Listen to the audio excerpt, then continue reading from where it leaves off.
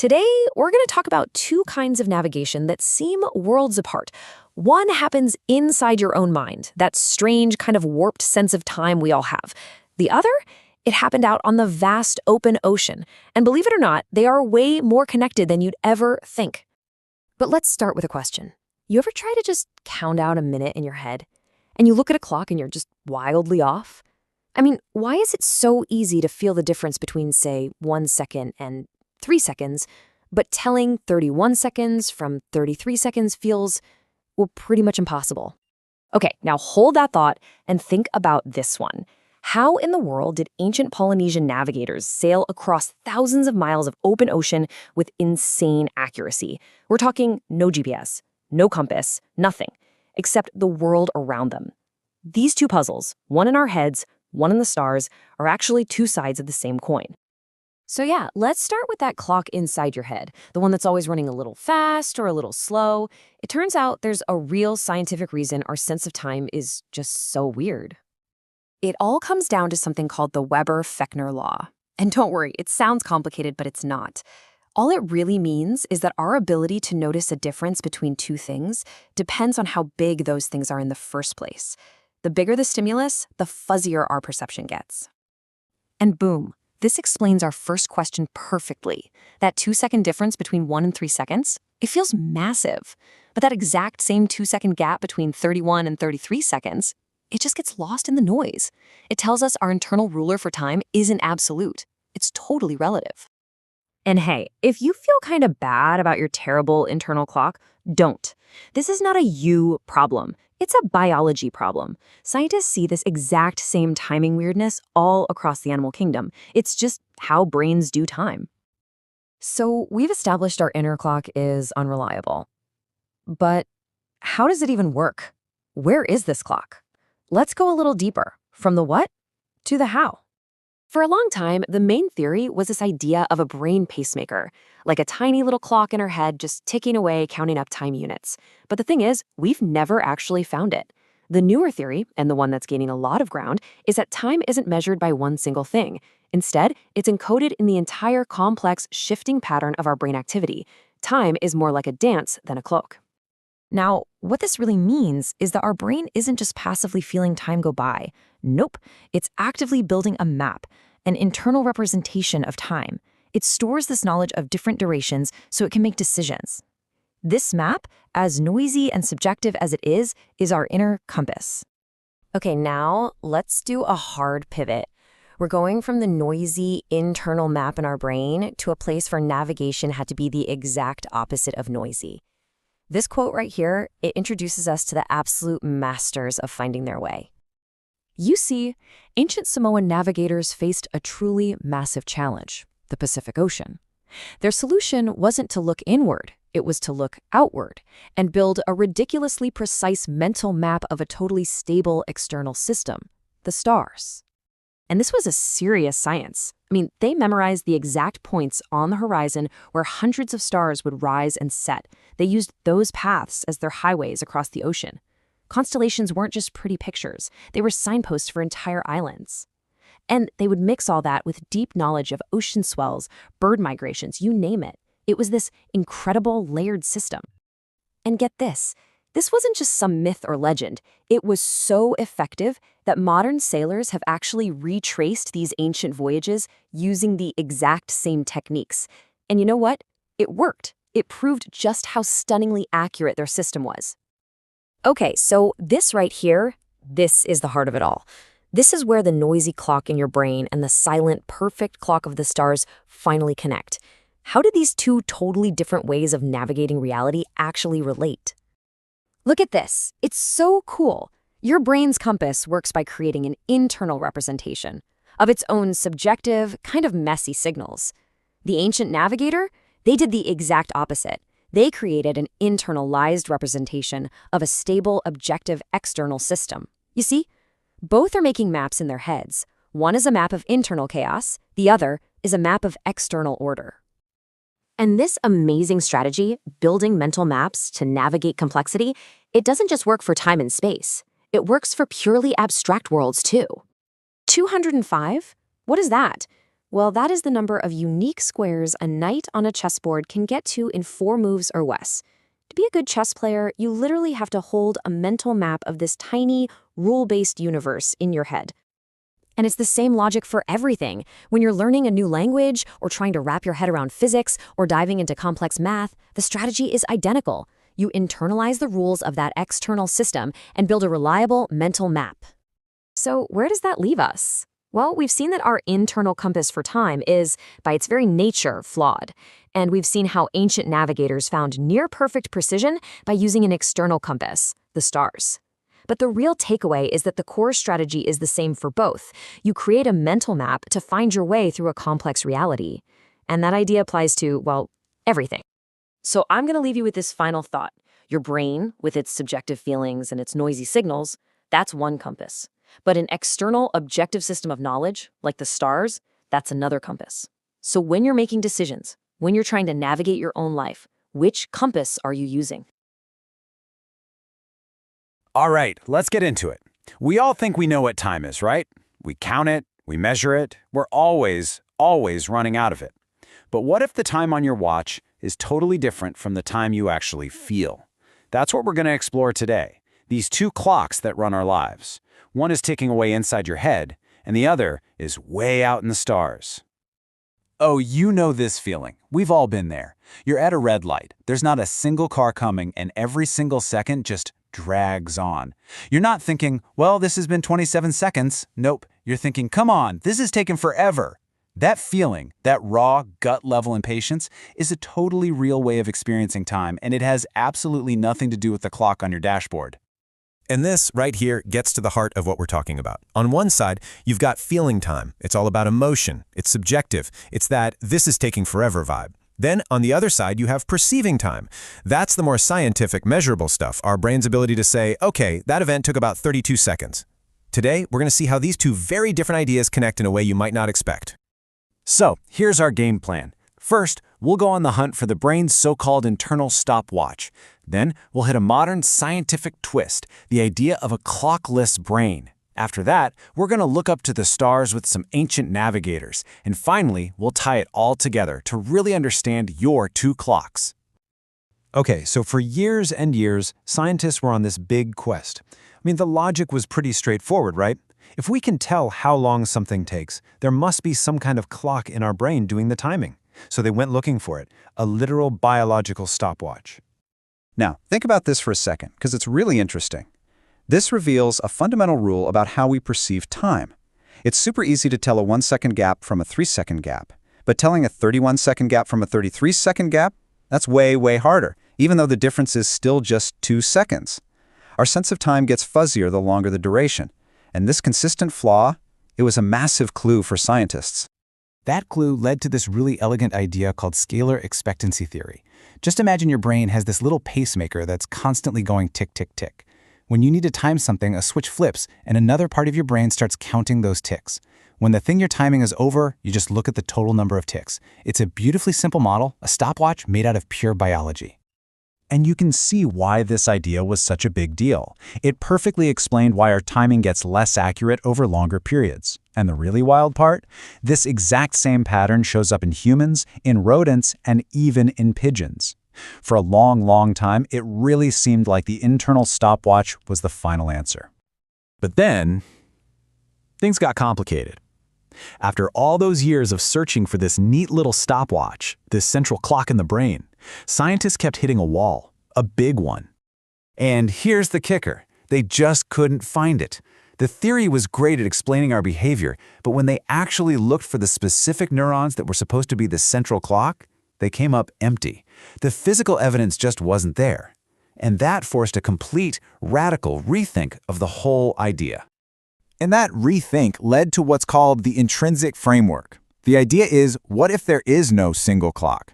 What if instead our sense of time just emerges from the constantly changing patterns across huge networks of neurons? Think about it like dropping a pebble into a pond. The ripples expand outwards, creating this unique, evolving pattern over time. The shape of that pattern is the record of time. So time isn't something one part of your brain does, it's something your entire brain creates just by being active. Okay, so we've gone from a simple stopwatch to this incredibly complex web of brain activity. Now, to really wrap our heads around this, we're going to do something kind of wild. We're leaving the brain entirely and heading out into the middle of the Pacific Ocean. For centuries, Samoan navigators pulled off these just unbelievable feats of sailing. They crossed huge, empty stretches of ocean and landed on tiny islands with pinpoint accuracy. And they did it all without GPS, without maps, without clocks. So how in the world did they know where they were going? Well, they used a dynamic system outside of themselves. They weren't just looking at one star and saying, go that way. No, they were reading the entire cosmic dance. They had memorized the rising and setting points of hundreds of stars. They knew which constellations hung over which islands. And they blended all that information with other patterns, the direction of the ocean swells, the flight paths of migrating birds. It was this holistic, pattern-based way of understanding their place in space and time. And this is where it all comes together. This is the moment where the tiny, firing neurons inside your head and the giant, distant stars in the sky suddenly click into place. Just look at this. It's kind of mind-blowing when you see it side by side. On the left, you have the modern view of the brain, these dynamic, evolving patterns of neurons creating an internal map of time. And on the right, you have the ancient navigators, using the dynamic, evolving patterns of the stars to create an external map of time and space. The brain doesn't have a single clock, and the navigators didn't use a single star. Both systems get their power from reading the complex relationships between all the moving parts. So what does this all mean? It points to something pretty profound. Maybe our whole idea of time as this simple, straight line that we measure is just incomplete. Maybe time is actually a relationship. It's the story being told by the shifting patterns inside our own bodies. And it's deeply connected to the story being told by the shifting patterns of the universe around us. So I'll just leave you with this thought. The next time you're stuck at that red light, feeling time slow to a crawl, or you're in a moment of pure joy that seems to last forever, ask yourself, are you just measuring seconds, or are you actually feeling the rhythm of a much, much grander pattern, both inside you and out in the cosmos? All right, today we are diving into a really fascinating story about faith, psychology, and some seriously ancient wisdom. This is all about the great divination, trust, time, and truth. So let me ask you something. Imagine your entire life is one big test of faith. Everything, and I mean everything, is set up for you to win. But there's a catch. One tiny, very human mistake could bring the whole thing crashing down. Well, that's the exact situation for our main characters here, Dan and Tom Hennigan. Their journey is kind of like a modern parable, a really high-stakes test that's designed to teach us all something profound about what trust really is. At the heart of it all, their mission sounds simple. Just follow a perfect blueprint. The goal isn't just to succeed, but to do it with this complete, unwavering trust in a divine plan that is already guaranteed they're going to win. But here's where it gets tricky. They're constantly having to figure out the difference between God's will, which is their path to success, and these subtle little manipulations from a mysterious character called the Skipper, who's basically an agent of doubt trying to make them fail. So how on earth are they supposed to tell the difference? Their success is supposedly guaranteed by this principle called monad synchronicity. The best way to think about it is like a divine clock, where their inner feelings and their outer actions are perfectly aligned, like all the gears and hands of a watch, just designed to work together in flawless harmony. Now, you'd think the Skipper is the main villain here, right? The one who could jam up the gears of that divine clock. But the real threat, the thing that could actually throw everything out of sync, it isn't an external enemy at all. It's something coming from deep inside them. And it all comes down to this one single corrosive feeling: impatience. That feeling of wanting things to happen on your schedule, not the divine one. This is where it gets really interesting. See, impatience isn't really about time itself. It's an emotional reaction to waiting. It's subjective. Trust, on the other hand, comes from rationally understanding that a process is unfolding exactly as it should, no matter how long it feels like it's taking. And that difference is everything. The failure to separate that emotional noise of waiting from the rational knowledge of the plan, well, that's the core of the problem. That's the sand in the gears of that divine clock. But how do you fight against such a basic human emotion? Well, to really get what's going on in Dan and Tom's test, we have to unlock it with the key that's been hidden for a very, very long time. Okay, So let's take a trip to the world of ancient Greek divination. Because it turns out, thousands of years ago, the Greeks were wrestling with the exact same problems of trust, interpretation, and fate.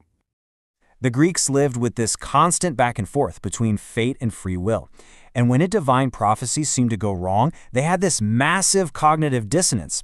They had to figure out how to make their beliefs match up with reality, which, you have to admit, sounds exactly like the struggle Den and Tom are going through. Their solution wasn't just blind faith. It was this concept called aisthanomai, that's aisthanomai, and it basically means to perceive and understand. The right way to respond to a message from the gods wasn't to just passively accept it, but to actively, intellectually engage with it, to think it through. And does that sound familiar? It should. This ancient idea of intellectual engagement is the very same challenge Den and Tom were given. They were literally told that they had to do the math to tell the difference between God's plan and the skipper's tricks. So, let's connect these two worlds directly. How does the ancient struggle to read oracles help us make sense of this modern challenge of telling God from the skipper? I mean, just look at the parallels here. It's kind of uncanny. The manipulative skipper is basically a modern version of guys like Alexander the false prophet who literally made up fake oracles to trick people. The burden of figuring it all out falls on Den and Tom, just like it did on the ancient clients of the oracles. And success, both then and now, depends on using good judgment, what the Greeks called gnome, or gnome. In fact, the Greeks had this whole two-part system. First, you had the mantis, the seer, who received the divine message in a kind of non-rational, ecstatic state. But then you needed the prophetes, the interpreter, to come in and use reason to figure out what it all meant. The divine signal by itself wasn't enough. It needed intellect. But hold on. There is one final, absolutely critical piece to this whole puzzle. Because it's not just about philosophy or ancient history, there's a scientific reason why this test of trust over time is so incredibly hard. Here's the roadmap to success. Get the divine sign, interpret it with reason, and you win. Simple, right? But look really closely at step 2, resisting impatience. This is the great filter. This is the one point where our own biology starts to work against us. And this is explained by a scientific principle called the Weber-Fechner law. To put it simply, our internal clock just gets less and less accurate the longer it has to run. It's a fundamental bug in our human perception. This chart shows it perfectly. It is super easy to tell the difference between a 1-second wait and a 3-second wait. But telling the difference between a 31-second wait and a 33-second wait, it's so much harder, even though the gap is the same. Our judgment gets fuzzy, and the longer we have to trust that clock, the more likely we are to start doubting it. And this is the key takeaway. The Weber-Fechner law gives us a scientific reason why absolute trust can't just be some passive feeling you have. It has to be an active, conscious, intellectual fight against the built-in flaws of how we perceive time. You literally have to think your way through the doubt. And all of this leaves us with one last really big question. When you mash up this modern story, ancient wisdom, and modern science, you have to wonder, is what we call faith an act of just closing our eyes and blindly trusting? Or is it the exact opposite, the ultimate intellectual challenge of keeping them wide open? When you hear the words Greek oracle, what do you picture? I'm guessing it's a mysterious priestess, right? Shrouded in smoke, breathing in some weird vapors, and then spouting these cryptic riddles from a god. It's an awesome image, straight out of the movies. But what if I told you that picture is almost completely wrong? What if the real secret to Greek divination wasn't some kind of divine madness, but actually a highly disciplined intellectual art? Well, let's pull back that curtain and see what was really going on. So, was it really all just about wild prophecies, confusing riddles, and divine insanity? I mean, that's the story we all know. But if you dig into the ancient sources, they paint a much, much more interesting picture. They suggest that the most valuable part wasn't just getting the message from the gods. It was having the brains to actually understand it. All right, so first things first, we've got to clear away some of that mystic haze. We're going to take apart that pop culture myth of the priestess in a trance and find out what was actually happening in those ancient temples. So on one side, you have the myth we all know and love, the entranced priestess. But on the other side, you have the reality. In texts like Aeschylus's Prometheus Bound, divination is listed right alongside other skills. It's not some supernatural power, it's described as a technical art, a craft that requires human reason and judgment to figure out what the signs mean. It wasn't just a gift zapped down from the heavens, it was a skill you had to learn and master. And the key Greek word for this is techne. You've got to remember this one. It's where we get our words technique and technology. For the ancient Greeks, divination was a techne, a practical, rational skill, like being a doctor or a builder. It was a system that had methods and required real brain power, not just somebody passively waiting for inspiration to strike. This one word completely changes how we should be thinking about the oracle. Okay, so if divination was really a rational art, what were the tools of the trade? Well, it turns out the most important tools were all in your head. This was an art of intellectual perception, really an art of seeing the meaning hidden inside the signs.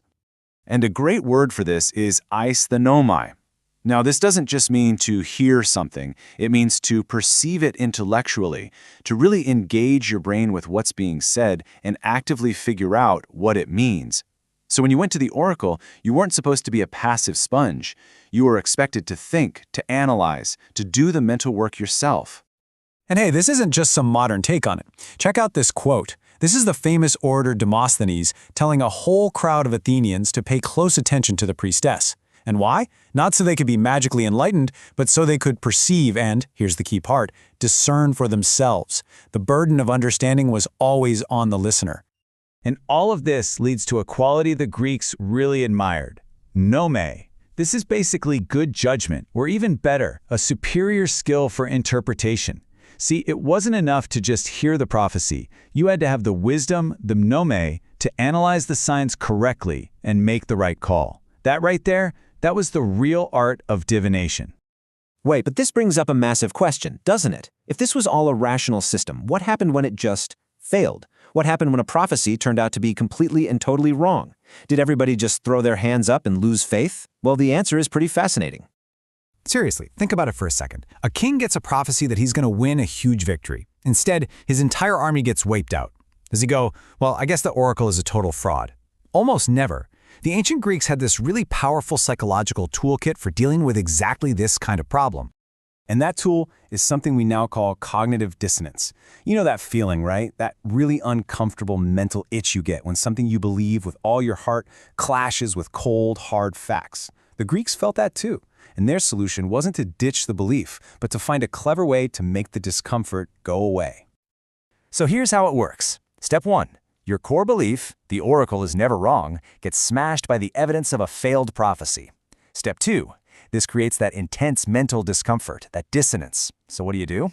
Well, step 3 is the clever part. It is so much easier for our brains to say, oh, we must have misunderstood the prophecy, than it is to say, the whole system is a lie. You just reinterpret the prophecy so it fits the new outcome and, poof, the dissonance is gone. The oracle is still right, you just weren't smart enough to get it the first time. And this all points to the real purpose of the oracles. See, they weren't just about telling the future. They were about building these powerful, long-lasting stories that could give meaning to everything that was happening. And these weren't static stories either. They were constantly in motion. There's this great term for it called mouvance. It comes from studying old oral traditions, but it fits perfectly here. It's the idea that a story isn't a fixed object, but more of a work in progress. Every time the story of an oracle was told and retold, it could be tweaked, reinterpreted, and reshaped to better fit what the community needed to hear at that moment. Because that was the ultimate goal. Oracles created and shaped a community's social memory. The stories that were built around these prophecies were never meant to be dry historical records. They were meant to justify a war, make sense of a tragedy, and create cultural heroes that would last forever. I mean, just look at the most famous example of all time, Leonidas at Thermopylae. The actual event, it was a brutal, catastrophic military defeat. But then an oracle pops up, and it probably circulated after the battle that said either Sparta would be destroyed or a Spartan king had to die. This is an absolute masterclass in narrative spin. The oracle completely reframes a disaster into a noble, heroic sacrifice. Leonidas' death wasn't a failure anymore. It was the ultimate price he paid to save Sparta itself. And that story, built around that oracle, became the bedrock of Spartan identity for centuries. So what's amazing is that this ancient practice isn't just some historical curiosity. It plugs directly into how our brains work, into the way we're all fundamentally wired to find meaning and patterns in a world that often just feels random. There's a concept in cognitive science called hyperactive agency detection. It basically means our brains are hardwired to see intention, to see a hidden agent behind events, especially when we're stressed out. Think about it, a rustle in the tall grass at night. It's a lot safer to assume it's a predator than to assume it's just the wind. That's the exact same instinct that looks at a weird cloud and asks, hey, is that a sign? But it goes even deeper than that. There's an idea in anthropology called the ontological turn, which suggests that different cultures don't just have different interpretations of the same world.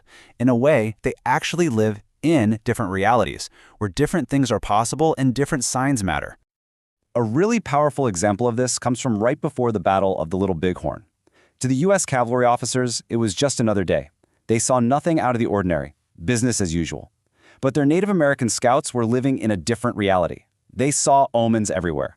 One scout saw 3 red stones in a sweat lodge and knew instantly what it meant. The Great Spirit had given them victory.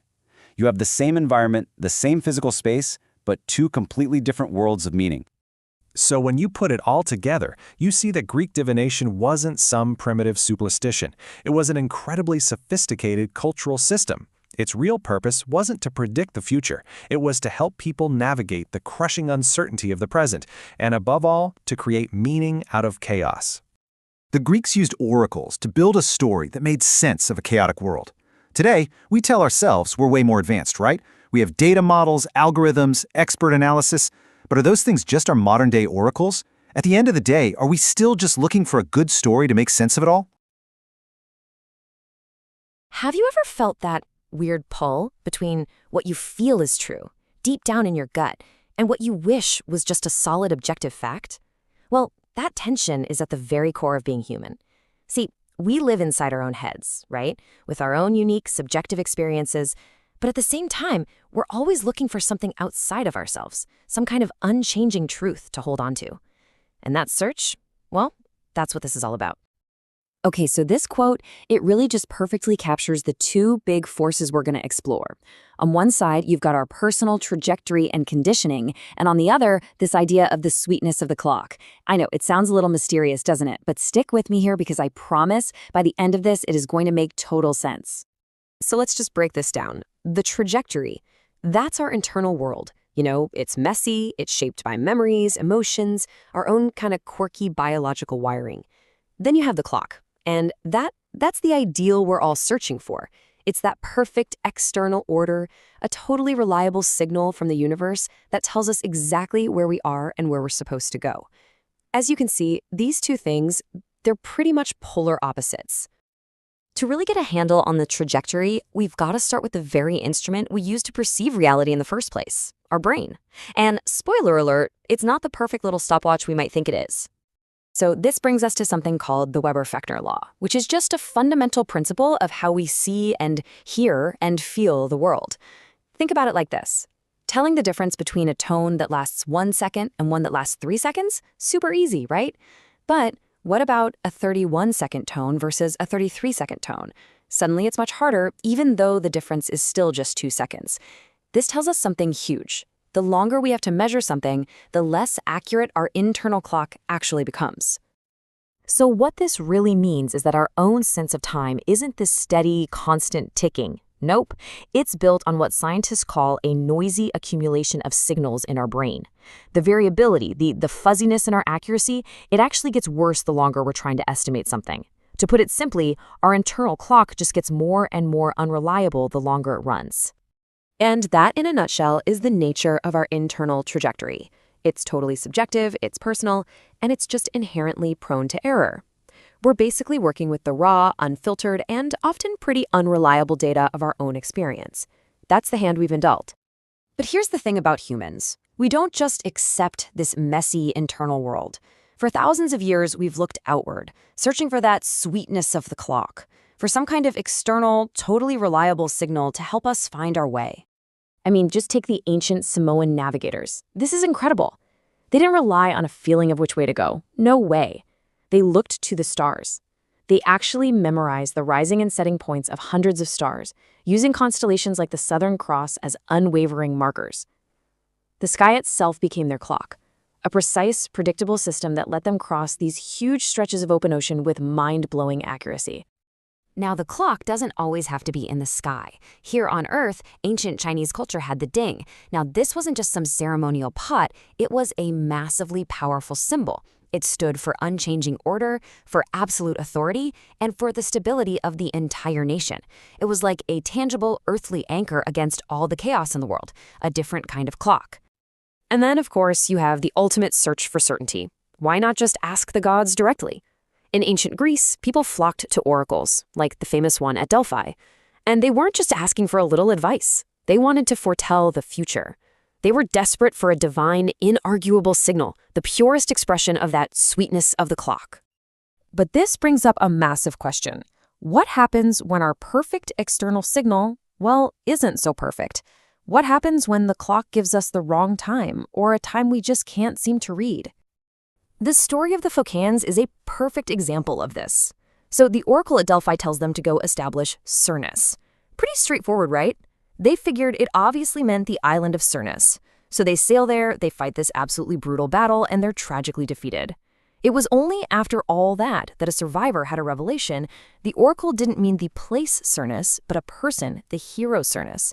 The signal itself had been right, but their interpretation of it was catastrophically wrong. And this is the key question, isn't it? After a total disaster like that, one that was based on a direct command from a god, why didn't everyone just say, okay, this oracle is a fraud? How could their belief possibly survive such a massive failure? Well, the answer lies in this really powerful psychological principle, cognitive dissonance. It's that deeply uncomfortable, squirmy feeling we get when reality just completely clashes with our core beliefs. When the oracle's promise, you're going to succeed, crashes into the harsh reality of, you got totally crushed, it creates this intense mental pain. And to get rid of that pain, we have to change something. What's so fascinating is that we usually don't change our core belief. Oh no. Instead, we change our interpretation of what happened. The Phocans felt that conflict, that terrible dissonance, but instead of concluding the oracle is wrong, they reinterpreted the message. Oh, it meant the hero Cernus all along. See, this little mental trick patches up the broken belief and suddenly the world makes sense again. The oracle, in their minds, is still true. And you see this exact same thing today. When people double down on a belief, even with new evidence, or convince themselves that really expensive thing they bought was a great idea after all. So, where does all this leave us? We've looked at our flawed internal trajectory, and we've looked at our search for that perfect external clock. Now let's bring these two ideas together. This really brings us to the fundamental human dilemma. We're all basically navigators who have been given imperfect tools. Our internal compass, our perception, our sense of time, it's wobbly and unreliable. And the external maps we look for, the stars, the symbols, the divine prophecies, well, they can be ambiguous and totally open to misinterpretation. But here's the final twist. It's really easy to look at the Phocans, reinterpreting their tragic defeat, and just call it a failure of logic, a simple rationalization. But what if it's something deeper? This process of reinterpretation, maybe it isn't just a bug in our cognitive software. Maybe it's a feature. Maybe it's a profoundly creative human act of making meaning, of taking the messy, chaotic data of our lives and weaving it into a story that actually allows us to move forward. So we're left with this big final question. If our internal compass is flawed and our external maps are ambiguous, how do we possibly find our way? And maybe, just maybe, the relentless human search for the sweetness of the clock, for that perfect certainty, is actually more important and says more about who we are than any answer we could ever hope to find. What do you think? Welcome to the debate. Our discussion today centers on the figure Den and the culmination of his journey with Tom Hennigan, specifically this achievement of what the source material calls the sweetness of the clock. Right, and that phrase itself is so evocative. It points to this highly secure, victorious outcome that's supposedly guaranteed by a divine blueprint. Exactly, and that's the tension. The question really is, if the final outcome is fundamentally predetermined, how contingent is the individual's realization of that certainty, that sweetness, upon their own internal cognitive success? I'll be arguing that the certainty is inherent and, well, inevitable, really emphasizing the deterministic framework here. And I come at it from a different angle. While I absolutely acknowledge that divine scaffolding, I'm going to argue that the experience of that synchronization, the feeling of the sweetness of the clock, is fundamentally conditional. It all relies on Dan passing a profound philosophical and cognitive test. The focus for me isn't on the destination, but on the fragility of human agency within that perfect plan. My position really rests on the absolute external nature of this guarantee. The journey itself is not some random sequence of choices. It's governed by a meticulously crafted blueprint for absolute trust. This confirms that the destination, which the Source calls an inevitable sacred union, is not a matter of chance or Din's effort, but predetermined destiny. The success is secured by a concept we can call pre-established harmony. Think of it this way. Their internal desires, the gears, and their external choices, the hands, were created to turn in perfect sync. The outcome isn't just likely, it's guaranteed. And we even have that explicit reference to the celestial guidance of Samoa, which is presented as a perfect metaphor for this absolute certainty. The way out is, quite literally written in the stars. The outcome is fixed, regardless of the quality of the immediate experience. That's a compelling argument. And the image of the perfect clock is powerful, I get it. But your argument focuses on the mapmaker's guarantee, and I think it overlooks the traveler's condition. The existence of a perfect blueprint only underscores how difficult it is to realize that perfection when you're equipped with imperfect human tools. I mean, the core challenge for Denton is overcoming his imperfect internal clock. If the destination is guaranteed, why is he constantly being tested on his trust? The likelihood of him experiencing that sweetness is conditional upon him navigating that very test. So you're saying the test itself implies conditionality? Precisely. And we can even analyze this instability through psychology and physics. You mentioned perfect synchronization, but human time perception is inherently noisy. It's subjective. There's a principle, the Weber-Fechner law in psychophysics, which shows that our ability to perceive time gets, noisier and more variable over long durations. It's like trying to measure an enormous distance with a rubber ruler. The longer the journey, the more susceptible Dan becomes to impatience and doubt. And this inherent instability fights the ideal of perfect synchronization. So Den's success hinges on his ability to use superior interpretive skills, what the Source calls doing the math, to correctly figure out if events are truly ordained by God or manipulated by the skipper. The promise is passive. Realizing it requires active, conditional effort. That is an interesting point, and I think it gets right to the heart of our disagreement. You're asking, if synchronization is guaranteed, why would the human mechanism for time perception be designed to introduce this noise and doubt? Exactly. That noise is the engine of human doubt, the very opposite of the absolute trust required. If synchronization is truly absolute, then Den's subjective reality, his rubber ruler perception, shouldn't matter at all. But the fact that his experience is defined by that noise means the realization of the sync is fundamentally conditional on his ability to dampen that uncertainty. I see why you think that, but I would frame the sensory flaw differently. The flaw lies in the fallible human senses, not in the divine chronometer itself. The necessity for this rigorous intellectual engagement, for actively using his mind, is the means to overcome that sensory noise. This reflects a very old structure of belief, which is not about passively receiving data, but actively placing one's heart, one's cognitive will, into the desired outcome. The synchronization is absolute. The challenge for Den is just achieving the cognitive state needed to register it despite his flawed senses. The test isn't about whether the clock works. It does. It's about whether Den can choose to perceive the correct time. But wait, if we accept that Den needs to actively use his mind to overcome his senses, we've already introduced a condition. And I don't think you're giving enough weight to the complexity of that task. You're reducing it to just correcting some internal input. Let's move to the second point, the role of interpretive skill and ambiguity. Den must possess these superior skills, this ability to do the math, specifically because he has to discern the divine from potentially lethal manipulation. This is not just checking his watch, this is semiotic warfare. I'm not convinced that the need for superior interpretive skills is a condition for the event itself, but rather a condition for the clarity achieved when the design is realized. If we look at other narratives dealing with divine certainty, like the Greek tradition of oracles, we see a pattern. Oracles were often deliberately oblique, not immediately clear. This ambiguity didn't invalidate the divine message. Instead, it gave latitude for the human actors to fulfill the prophecy, and it allowed events to be retrospectively interpreted as divine fulfillment. If the outcome is fixed, interpretation primarily serves the psychological need to understand how the prophecy was fulfilled, not if it will be. Den needs to interpret the signs to feel justified in his faith, but the interpretation itself is not the lever that makes it happen. That distinction is key, but I think you are really understating the threat level. Interpretation here isn't just for psychological confirmation. It's critical because of the very real active threat of the skipper's manipulation.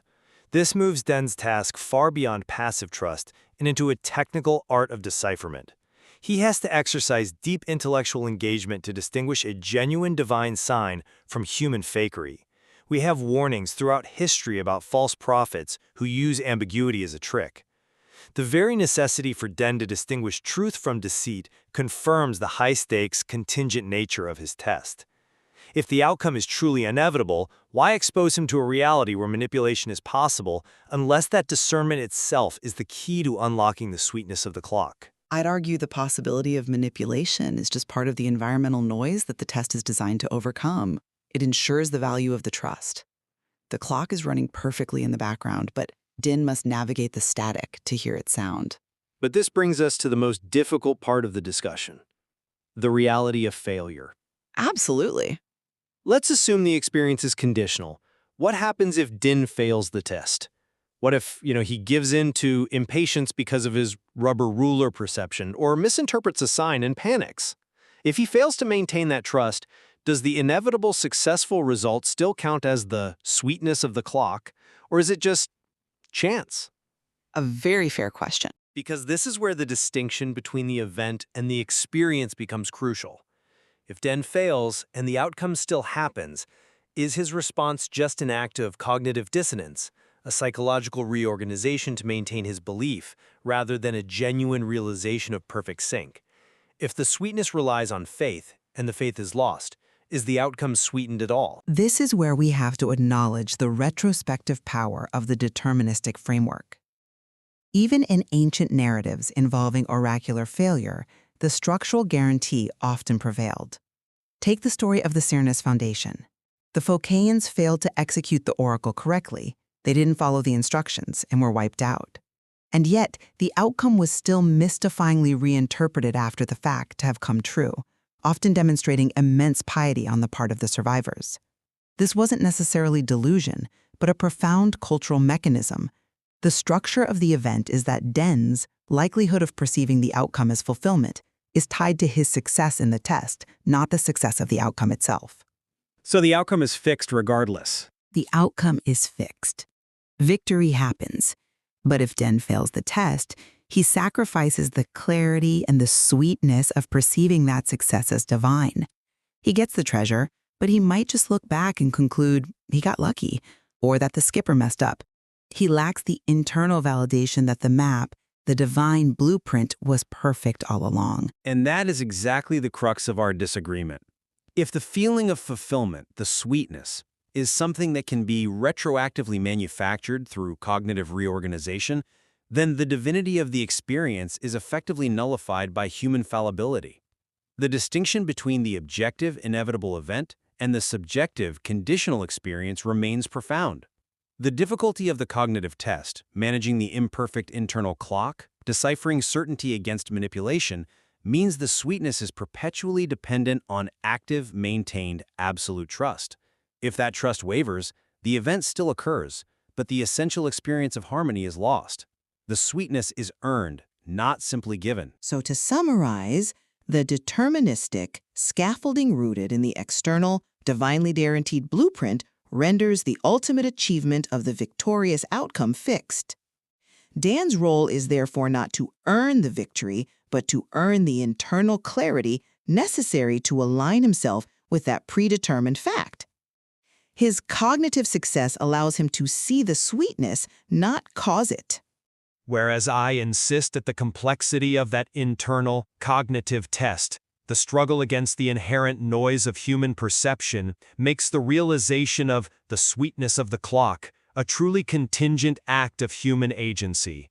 Without that agency succeeding, the victory is hollow. It lacks the very quality of sweetness the source material promised. Not in the destination, but in the quality of the journeyer's own mind. Welcome to The Explainer. Today, we're diving into a really fascinating puzzle from the source material. It's about a journey that is absolutely guaranteed to succeed, and yet at the same time, success isn't a given at all. We're talking about a man named Den, whose path is supposedly set for victory. But getting there? Well, that's another story. So let's just get right into this central contradiction. I mean, look at this quote. How can an outcome be both highly secure and victorious and conditional on some profound philosophical and cognitive test? It sounds like a total contradiction, right? But believe it or not, this is the absolute core of the journey that Den is on with his companion, Tom Hennigan. All right, section 1, the guaranteed outcome. So to even begin to wrap our heads around this, we first have to look at the guaranteed part. Why is the destination considered so absolutely 100% inevitable? Let's explore the mechanics of this so-called divine determinism. Okay, so this is really interesting.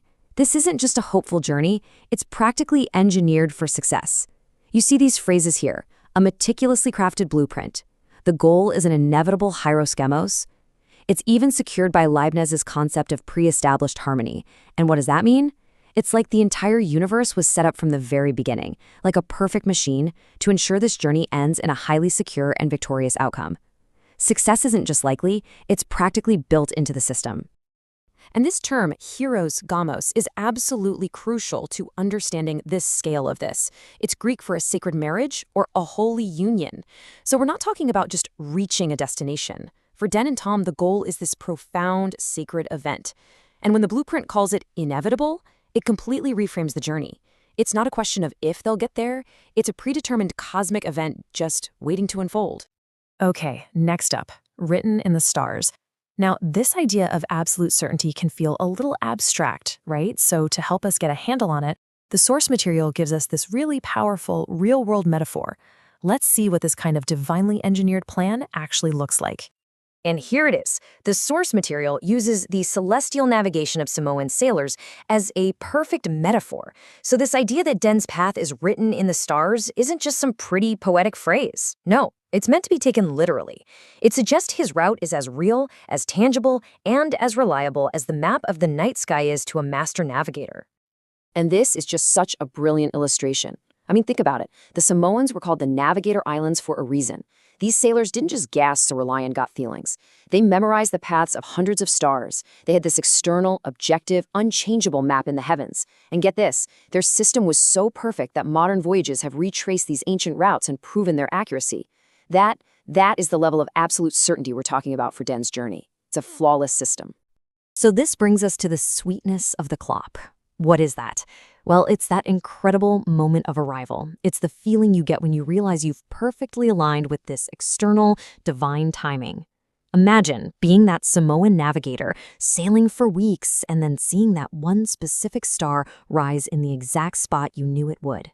That feeling of, aha, I'm here. I'm exactly where I'm meant to be. That's the sweetness. That is the clarity that is waiting for Den at the end of his journey. All right, section 3, the imperfect inner clock. So, if the divine clock is perfect and the map in the stars is flawless, where's the problem? What's the catch? Well, the whole challenge, the big condition we talked about, it's not out there. It's in here. The problem is Den's own messy, subjective, and frankly, totally unreliable human perception of time.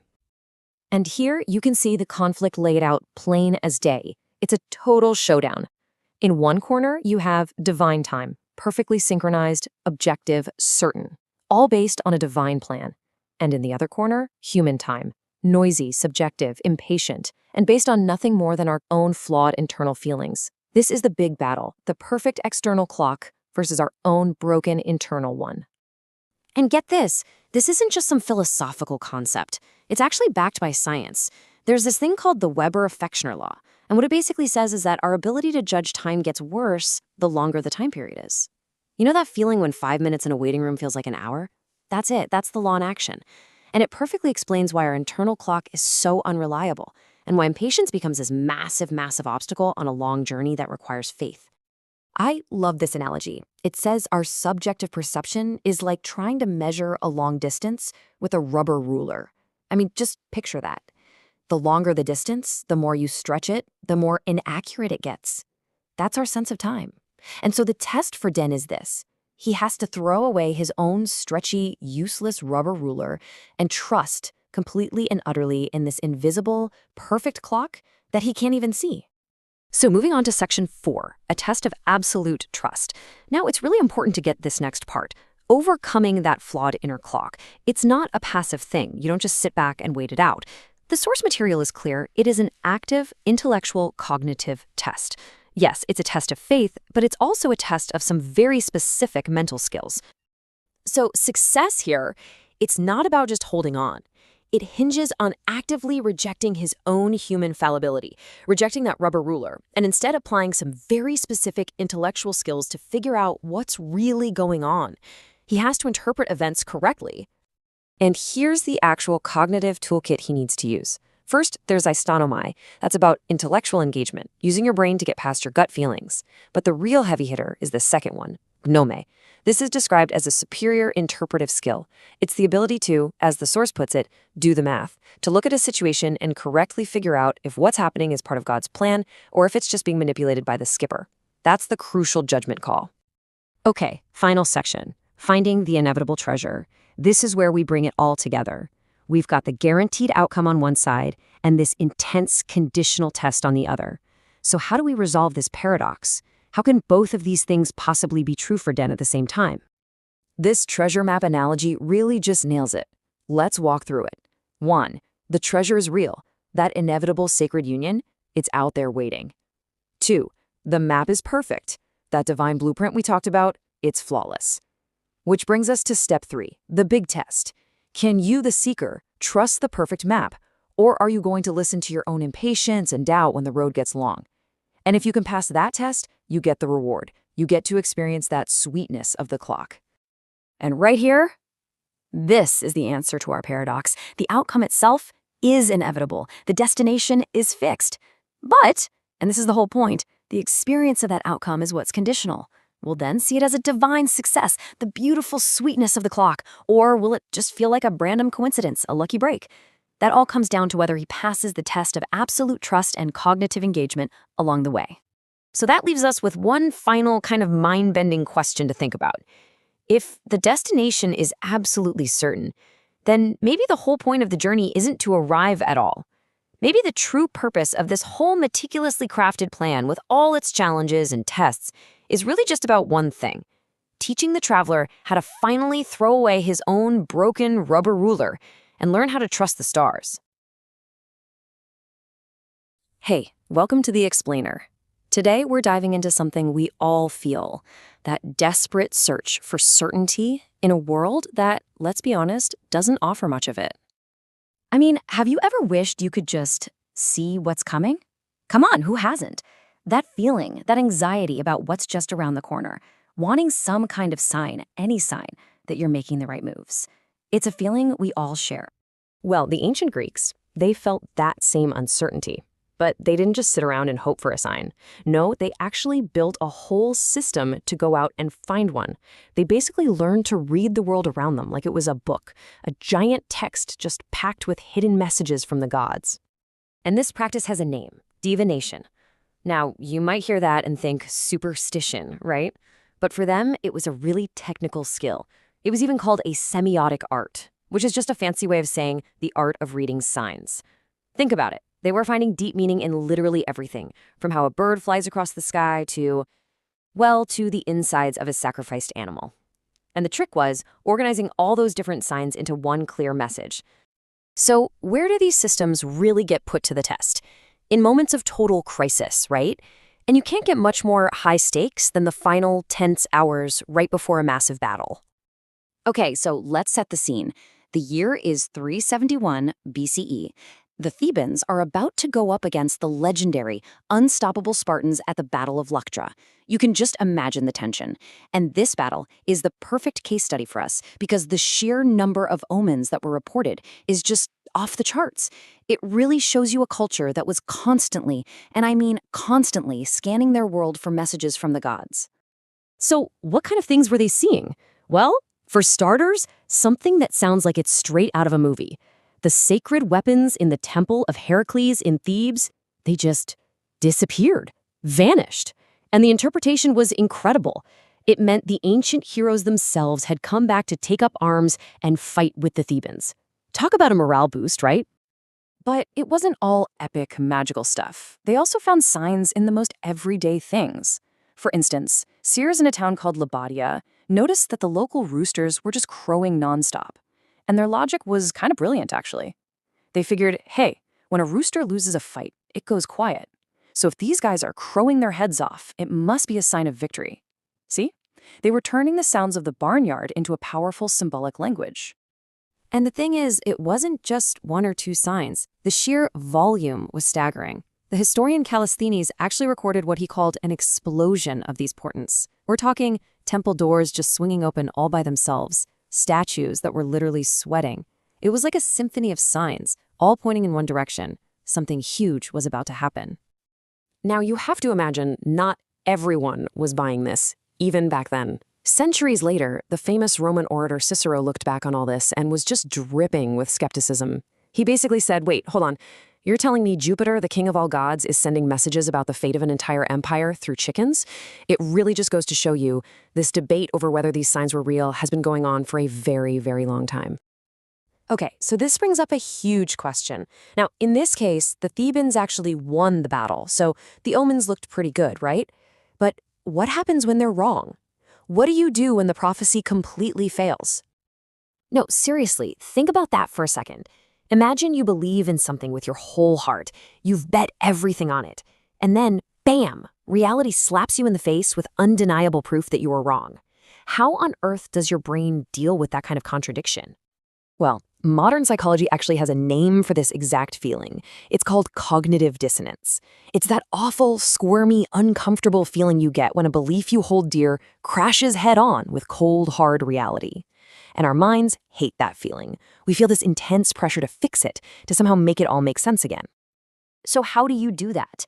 Well, people create these amazing mental gymnastics routines, what some call blocks to falsifiability.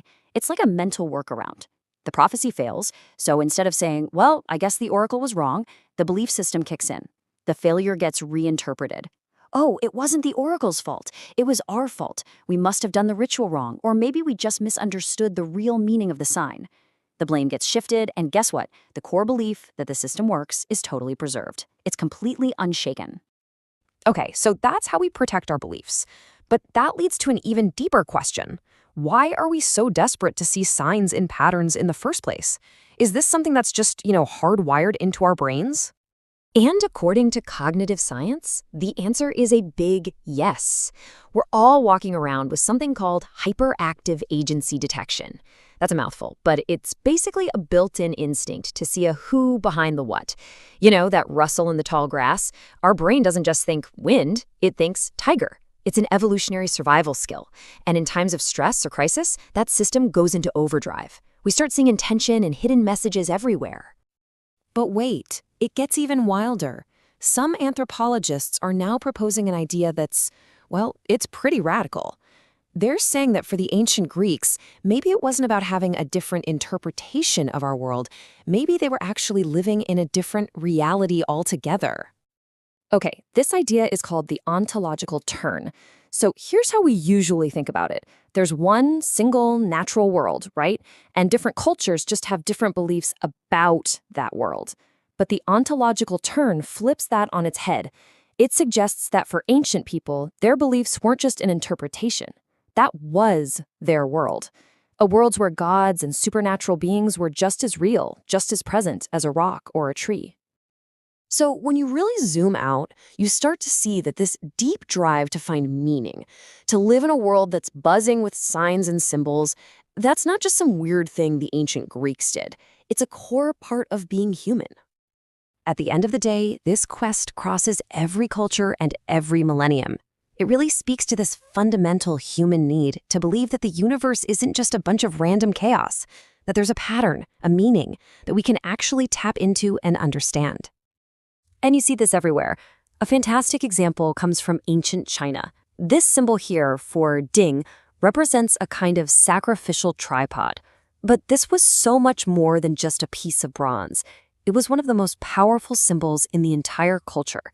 If you possessed the ding, it was the ultimate sign that you were the legitimate ruler. The object itself was the sign of divine approval. It was the physical proof of power. And all of this brings us right back to today, right back to us. Look, we might not be checking chicken entrails or looking for missing weapons from a temple, but that ancient human impulse, that deep-seated desire to find a pattern, to find a signal in all the noise, that has not gone away one bit. So it really makes you wonder, doesn't it? What are the signs we look for in our own lives? Is it a chance meeting, a recurring number? What are the personal omens that give us a sense of direction when everything feels uncertain? Welcome! Today, we are diving deep into an incredible ancient legend, a story that takes one of the planet's most powerful predators and turns it into a divine protector. We're going to uncover the amazing story of the white tiger. It's a huge question, right? How does a creature from the wild, an animal, become something more? A celestial symbol, a divine guardian? Well, that is the exact transformation we are going to trace together. So where does a story like this even begin? Well, before any of the magic, before the mythology, it all starts with a simple, powerful belief, one that's rooted right here in the natural world. And this, right here, is the absolute foundation of the legend. Before the tiger was a symbol for anything, it was just the king. Its raw power, its incredible presence made it the undisputed ruler of the animal kingdom. No question. So you've got this king of all beasts. How in the world does it become something more? Well, according to the legend, this wasn't something that could happen to just any tiger. Oh no, it took a whole lot of time and, a little bit of magic. 500 years, to be exact. The myth says that only when a tiger, this king of beasts, managed to live for this incredible length of time could it even begin its journey towards becoming something divine. And the very first sign that this change was happening, it was unmistakable. Its tail would turn white. Now, this wasn't just a sign of getting older. It was a physical mark of its transformation, a signal that it was evolving into something way beyond a normal animal. And with that change, it got a new name and a whole new status. By Hugh, the white tiger. It was now, officially, a divine beast, ready to take on a brand new cosmic purpose. So, after achieving this divine status, the Baihu was given a super important job in the celestial order. It had a really specific, vital duty to help keep the entire universe in balance. And its domain was very, very specific. It became the mythological guardian of the West, and its season was autumn. This wasn't just some random assignment either. It had a precise and important place in the grand cosmic scheme of things. But this whole divine guardian thing wasn't just some abstract idea, happening up in the heavens. Its appearance right here on Earth was seen as a really powerful omen, a direct message to all of humanity. And get this, it was always good news. Seeing a white tiger was believed to confirm two amazing things. First, that the emperor on the throne was a good and just ruler, and second, that the entire world was experiencing a time of great peace. It was basically a stamp of celestial approval on how things were going for us humans. Now, as important as this role was, the white tiger wasn't doing this job all by itself. This powerful guardian of the West was actually part of a much bigger, more complete cosmic system. That's right, it's part of a team. Its role as a guardian is shared with 3 other divine beasts, and they all work together, each with their own domain, to maintain cosmic balance. And here they are, the whole celestial squad. So, alongside our white tiger in the west, you've got the azure dragon guarding the east, the vermilion bird protecting the south, and the black tortoise holding down the north. Together, they form this perfect celestial map, a team of guardians protecting all 4 corners of the world. So, that's the journey. It's pretty amazing when you think about it. From the most respected predator on land, through a 500-year magical transformation, to becoming a divine symbol of peace, and finally, a cosmic protector of the West. You know, this ancient story tells us so much about what that culture really valued. Things like virtue and peace and balance. And it kind of leaves us with a pretty powerful question, doesn't it? What are the powerful symbols and stories we're creating today, and what will our modern myths say about us? You know, have you ever thought about how a single tarot card could practically be a personality sketch for someone in your life, like a colleague, a good friend, or maybe even a part of yourself? It's a really cool idea, and that's exactly what we're going to explore today.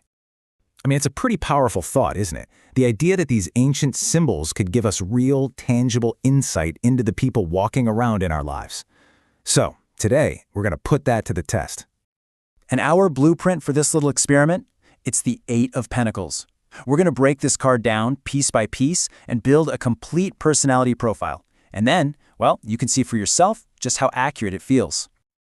Okay, so let's start with the first layer. What does this person actually do? Well, at their very core, they're a creator. They're a specialist, a master of some kind of specific, detailed field. And that word, pride, is so important here. See, for the person this card represents, their work isn't just a 9 to 5. No way. It's a direct reflection of who they are as a person. The quality of what they produce is deeply, deeply tied to their own sense of self-worth. And don't get stuck thinking this is just about, building something with your hands.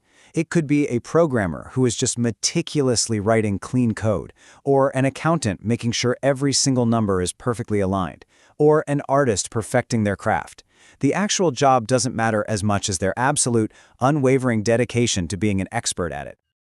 Okay, so we've got the what. Now let's dig into the how. This next layer is all about their approach, their core work ethic. How do they actually do what they do? The thing that really defines them is their sheer commitment. This is that person you can always count on to get the project done and done right. There are no shortcuts, no cutting corners. Their internal engine just runs on diligence, which makes them one of the most dependable people you'll ever meet. But why? What's driving all this incredible hard work? This brings us to their mindset, which is maybe the most interesting part. A constant, humble desire for total mastery. And this is the fascinating part. Even when they're already an expert, in their own head, they're still a student. This person is basically always in a learning phase. They're constantly sinking time into refining a skill or tackling a new project. For them, the learning truly never, ever stops. All right, let's just pause for a sec and see what we've got so far. We have a skilled specialist who is an incredibly diligent worker, and it's all driven by this mindset of being a perpetual apprentice. You can already start to see a really distinct personality forming, right? So, what happens when you pour all that dedication and focus into one person? What does their personality actually look like? Well, this is where we see how that intense focus really shapes how they interact with the world. Just look at where their energy goes. Their primary focus, their main drive, is their work and their personal development. It's not that they hate being social, not at all, but it's just a secondary focus. Understanding this is key, because it means their social life might take a back seat for a while, and that's a conscious choice. And this is such a crucial point. If they seem quiet or introverted, it's not because they're being standoffish or rude. It's a direct result of intense concentration. When they are in the zone, the rest of the world just kind of fades away. They get so absorbed in what they're doing that it's really easy to misinterpret that focus as disinterest. All right, we're at the final piece of the puzzle, the foundation. What is all of this personality, all this hard work actually built on? Well, the answer lies in the element of the card itself. Well, this is an Earth element card, right? So that tells us everything we need to know. This person is all about what's tangible, what's practical, what's real. They care about what works. They care about producing concrete results and building a life that's secure and stable. They are, in every sense of the word, grounded. And there you have it. That's her full profile, built from the ground up. You've got the skilled craftsman, the diligent worker, the perpetual apprentice, the focused introvert, and all of it standing on the foundation of being a grounded realist. So, to wrap it all up, the 8 of Pentacles is really the portrait of a master in the making. It's someone who is just completely dedicated to their craft, who's practical, who's focused, and who finds this deep, genuine satisfaction in just doing a job well. So now I've got to ask you, as you're looking at this complete picture we just painted, is a face popping into your head? Does it remind you of someone? a colleague, a friend, a family member, or maybe, just maybe, a part of yourself. Who is the dedicated, focused apprentice in your world? Welcome to The Explainer. Today, we're unpacking a really powerful dynamic, a partnership that's being framed as, well, world-changing. It all centers around this fascinating idea of a Curie-Einstein hike. And this question from a person named Damon is really at the heart of everything we're talking about today. I mean, talk about a bold statement, right? Comparing your partnership to two of the greatest scientific minds in history?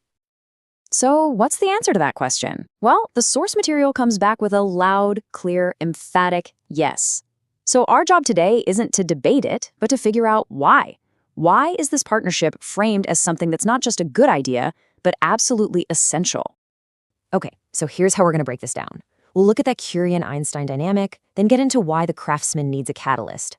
We'll define what this hike thing is all about, and then wrap it up with the big transformative conclusion. Let's dive in.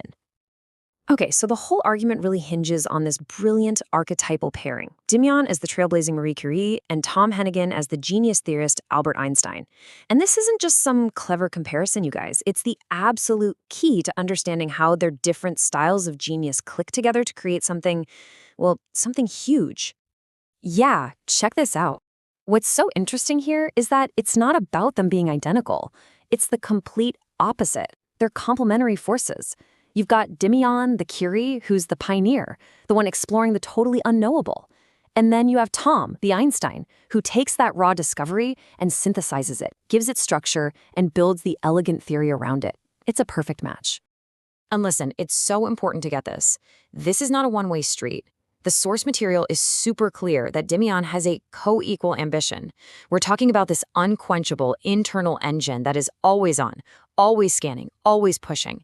It's a drive that's presented as every bit as powerful as Tom's. Okay, so if they're both these powerhouses, why is it an absolute necessity for them to team up? Well, the answer is pretty fascinating. It has to do with this archetype of the master craftsman and the hidden danger that comes with that kind of intense focus. So Tom is identified with this archetype called the Eight of Pentacles. Just picture a master craftsman, right? Someone totally absorbed in their work, insanely skilled, super diligent, and always in this learning phase to perfect their craft. We're talking about a level of dedication that is just off the charts. But here's the catch, and it's a big one. That same incredible dedication, if it's left on its own, risks becoming, well, insular. It can get stuck in a loop, just kind of shuffling things around, perfecting what's already there. To really break through, it needs an external force. It needs a catalyst. And wow, this quote just nails the whole dynamic. He is the workbench. You are the revolutionary discovery that lands upon it. I mean, think about that. Tom has the workshop, the skills, the structure. He is the workbench. But Dimion is the one who brings in the revolutionary discovery that gives all that craftsmanship its grandest purpose. Exactly. She's the one who brings the raw, world-changing radium, this new phenomenon that his Apollonian, his ordering and structuring genius, desperately needs to analyze and build a theory around. Her discoveries literally give his genius its most important work to do. All right, so we've got our partners. We understand why the craftsman needs the catalyst. But what about the main event, the action itself? What in the world is a hike? It's a funny word, but it's totally central to this whole idea. So the word itself, hike, is really important. It doesn't mean a gentle stroll. It actually comes from an old word, heichen, which means to move or shift or even jerk. So it implies this active, dynamic, purposeful movement. This is not a relaxing walk in the park. So really, you should think of a hike as a shared scientific expedition. It's about this purposeful movement, a co-creation where they're discovering and building something new together. It's where those crucial, decisive leaps in understanding happen. And this is a great way to think about it. The hike is basically the on-the-ground version of their click and boat journey. It's a shared expedition into the unknown, a real-world adventure that mirrors their intellectual one, driven by that shared ambition. So let's bring all these pieces together for the final, powerful conclusion. We've got the Curie and Einstein dynamic. We have the craftsman who needs a catalyst, and we have this idea of a hike. What does it all mean? The big takeaway from the source material is this. It's not just beneficial, it is essential. Tom's Einstein genius absolutely needs Dimian's Marie Curie pioneering spirit for their journey to succeed. Period. One just can't reach its highest potential without the other. Yeah, and their combined genius is the engine that makes it all work. It's the synthesis of her pioneering Q essence, that's the discovery part, and his ordering Apollo genius, that's the structure part. You put those together, fuel them with that co-equal drive we talked about, and that's where the real transformation happens. So that leads us to the final thought, the ultimate why behind this whole thing. If this partnership is so profoundly necessary, what's the end game? What is the purpose of it all? And that leaves us with this pretty profound concept. The goal is to propel the hieros gamos into its fullest realization. Now, that's a big term, but it points to this powerful transformative union, both scientifically and existentially. It suggests that this hike, this partnership, isn't just about finding answers. It's about unlocking a whole new level of being, a truly fascinating idea to end on. Welcome to the debate. Our topic today centers on a really remarkable intellectual partnership described in the source material, this powerful scientific pairing framed by the archetypes of, the pioneering, discovery-driven Marie Curie and the synthesizing, theoretical Albert Einstein. It's a very compelling juxtaposition.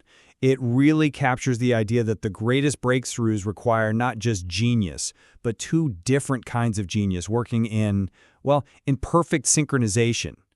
They're presented as complementary forces, necessary for navigating what the material calls the hieros gamos, that ultimate merging of complexity. Absolutely.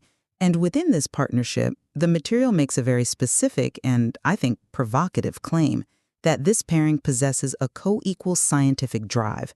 And that's our focus. I'm going to argue that the drive is definitively co-equal because both partners exhibit an identical intensity of ambition and are mutually indispensable for the expedition, that deep intellectual journey the material calls the hike. And I come at it from a different angle. While I fully agree that the intensity is matched, I challenge the notion of co-equality when we look at their specialized roles. I believe the inherent functional differences, the pioneer and catalyst versus the synthesizer and resolver, suggest a necessary functional hierarchy in the pursuit of scientific completion. This division of labor creates an asymmetry, even if the emotional commitment is the same. To assert co-equality, we have to look at the fuel behind the engine. The drive is defined by a relentless focus.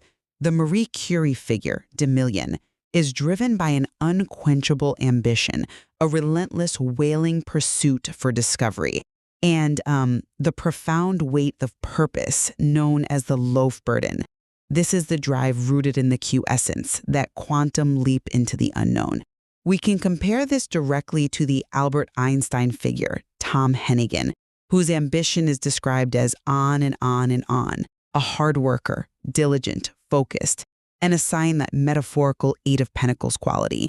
Both possess these fierce internal engines operating at the exact same sustained RPM. You just can't quantify one drive as greater than the other in terms of intensity. And furthermore, the partnership is defined by the hike, that active, purposeful co-movement. The theoretical genius needs the pioneer just to have the raw material to work on. They are interlocked, mutually indispensable engines.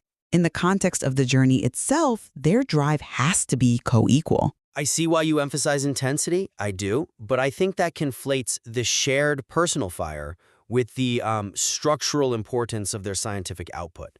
Necessity, as I said, doesn't mandate parity of function. The source material outlines what I see as a hierarchy of resolution. Dimian is the pioneer who brings the raw phenomena, the raw world-changing radium, and acts as the catalyst. Tom, the synthesizer, is responsible for algebraic pattern matching and resolving the many-body problem. The material says he is the only logical answer. This distinction is critical. The pioneer initiates the change, brings the data, but the synthesizer provides the necessary conceptual completion. And consider the material's very strong concluding metaphor. He is the workbench, you are the revolutionary discovery that lands upon it. The workbench, that conceptual framework that holds and resolves the problem, is the structural foundation upon which final scientific understanding is built. That, to me, suggests a specialized, asymmetrical role in achieving the ultimate goal. Okay, let's zoom in on that idea of the workbench. I agree that drive must be defined by ambition and focus, and that is what I mean by co-equal drive. But even if we concede a functional difference, it doesn't negate the parity. The material balances the forces perfectly. The drive to venture into the unknowable, what we're calling the Q essence, is held as equally foundational as the drive to impose order to the cosmos, the Apollonian structure. If the entire theoretical framework, the workbench, can't even be built without the pioneer risking everything to discover the foundational phenomena, then the drive required to be the catalyst is just as foundational as the drive to synthesize it. Both require this immense will just to sustain the project's existence. That's a compelling point, but I would argue that if the ultimate outcome of this scientific partnership is the fullest, most transformative scientific and existential realization, and if that realization hinges on the synthesizer providing the unified conceptual frameworks, the resolution, the opening of the black box, doesn't that create a functional priority? The discovery-driven force is absolutely necessary for input, I grant you that, but the synthesis-driven force is dedicated to resolving the intractable, unifying complex phenomena into elegant resolving theories. Einstein's role is, by definition, the mechanism of scientific closure. While the discovery drive is foundational, the theoretical framework is the destination. That functional priority, the unique capacity to provide the only logical answer, it suggests an asymmetrical scope, regardless of the shared emotional fuel. I think we diverge there because you're measuring scientific scope by the final output, by the resolution, rather than the dynamic process that makes it possible. Let's look closely at Tom Hennigan's designation as the Eight of Pentacles.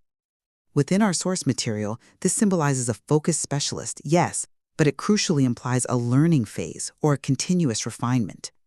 This suggests Tom, even as the master theorist, is explicitly dependent on Dimian's pioneering work to provide the new data and insights for his own refinement. If the workbench requires constant, revolutionary discoveries landing upon it to perfect its structure, then the pioneer is fundamentally the engine driving the theoretician's continuous development. The pioneer is, in essence, setting the curriculum for the master's evolution. That level of dependency proves parity of scientific importance. I wholeheartedly agree that Tom is dependent on Dimian for data, but dependency on roles doesn't automatically translate to co-equality and mastery. I want to emphasize the craftsman specialist quality of the Eight of Pentacles. While the Curie provides the catalyst, the raw radium, the Einstein provides the mastery of the domain and the structural framework, the Apollonian Esric required for practical resolution. Right. The catalyst enables the master, but the master is the one who executes the tangible, grounded transformation. The material emphasizes Tom's quality of being grounded and practical, focused on achieving tangible results.